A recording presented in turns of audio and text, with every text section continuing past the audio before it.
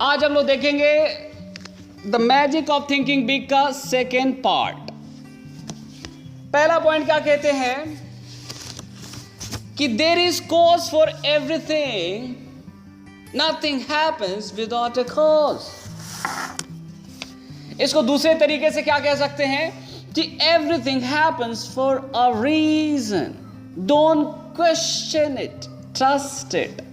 जिंदगी में जो कुछ भी होता है उसके पीछे कुछ ना कुछ रीजन जरूर होता है, राइट? क्वेश्चन नहीं करने का, ट्रस्ट करने का, राइट? नेक्स्ट बात देखते हैं क्या कहते हैं राइटर। कहते हैं your physical exterior affects your mental interior. How you look on the outside affects how you think and feel on the inside.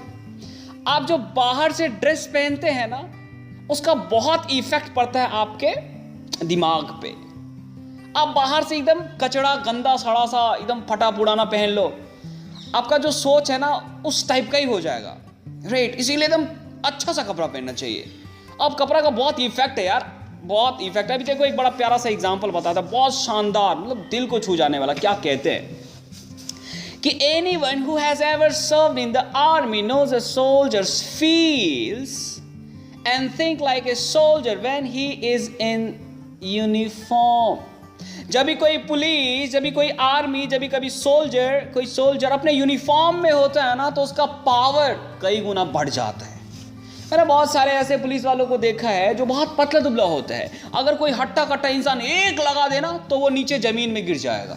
ऐसे भी एक्सेप्शन है, ऐसे भी होते हैं। बट अगर वो पतला दुबला पुलिस वाला अपने यूनिफॉर्म में होता है, सोल्जर के यूनिफॉर्म में, आर्मी के यूनिफॉर्म में, पुलिस के यूनिफॉर्म में होता है ना, तो बड़े बड़े हट्टे कट्टे ना साइड में रहते हैं। क्यों? The power of uniform, right?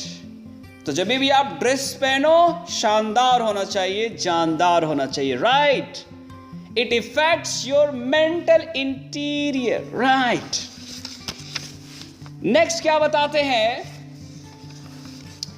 अभी एक प्रोफेसर के बारे में, पहला बड़ा लंबा सा लेक्चर है, आपको समरी करके बताते हैं। एक प्रोफेसर साहब है, वो अपने बच्चों को लेक्चर दे रहे हैं, बहुत सारे बच्चे हैं, और जब ये लेक्चर स्टार्ट करते हैं ना, तो सारे बच्चों को नींद आना शुरू हो जाता है, और कुछ बच्चे झपकी लेना शुरू भी कर देते हैं, राइट? पता है क्यों? अभी ये बताते हैं। कहते थे students had no interest in what the professor was saying because the professor himself had no interest. बच्चों को जरा सा भी इस प्रोफेसर के लेक्चर में इंटरेस्ट नहीं था। पता है क्यों? क्योंकि प्रोफेसर को खुद ही उनके लेक्चर में इंटरेस्ट नहीं था। फिर कैसे मजा आएगा? मैं ये जो पढ़ता हूं और बच्चों को पढ़ाता हूं, जो वीडियो बनाता हूं, बहुत इंटरेस्ट रहता है, बड़े दिल से पढ़ाता हूं, बड़े जान से पढ़ाता हूं। और सच बात बताऊं, एक जब भी मैं सब्जेक्ट पढ़ाता हूं ना, तो बच्चे थोड़े बहुत मस्ती करते हैं, ठीक है, चलेगा। लेकिन जब मैं ये बातें बच्चों को जब बताता हूं ना, इस तरह के बुक की बातें, साइलेंट होके सुनते, pin drop silence. Why?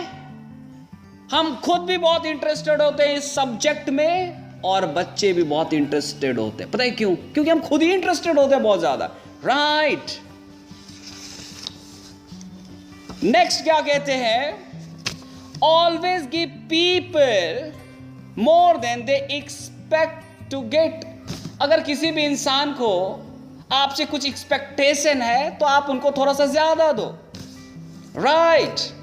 Then you will get more than even what you deserve. फिर आपको क्या मिलेगा?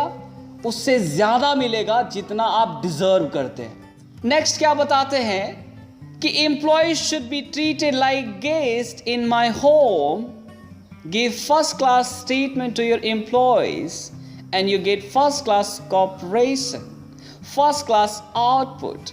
Think first class about everyone around you and you will receive first class result in return.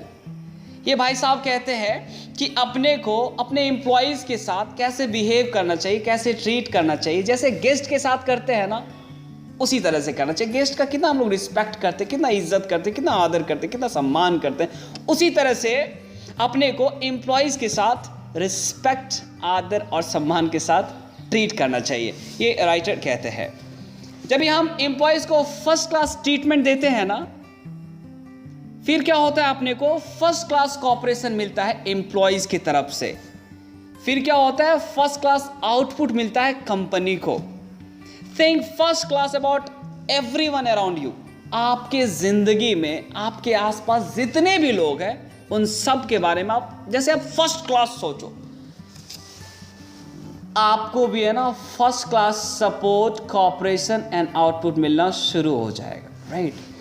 लेकिन हम लोगों की क्या मेंटेलिटी है कि हम केवल चाहते हैं कि लोग हमको फर्स्ट क्लास ट्रीट करें, लेकिन मैं लोगों को थर्ड क्लास की तरह ट्रीट करूं। ऐसे जिंदगी नहीं चलता साहब।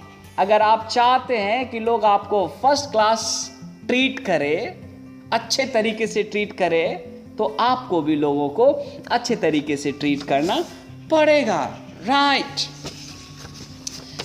नेक्स्ट कहते हैं, leave the advice of Benjamin Franklin, don't put off until tomorrow what you can do today। बहुत सारा काम ऐसा होता है जो हम आज कर सकते हैं, तो उस काम को आज ही करने का, कल पे नहीं टालने का। ये कौन कहते हैं? Benjamin Franklin, right. नेक्स्ट क्या बताते हैं, will this help take me where I want to go? If the answer is no, back off. If yes, press ahead। जो आप कर रहे हो वो आपको वहां लेके जा रहा है क्या, जहां आप जाना चाहते हो? अगर लेके जा रहा है, go ahead। अगर नहीं लेके जा रहा है, रुक जाओ। उधर जाने का नहीं, वो काम करने का नहीं।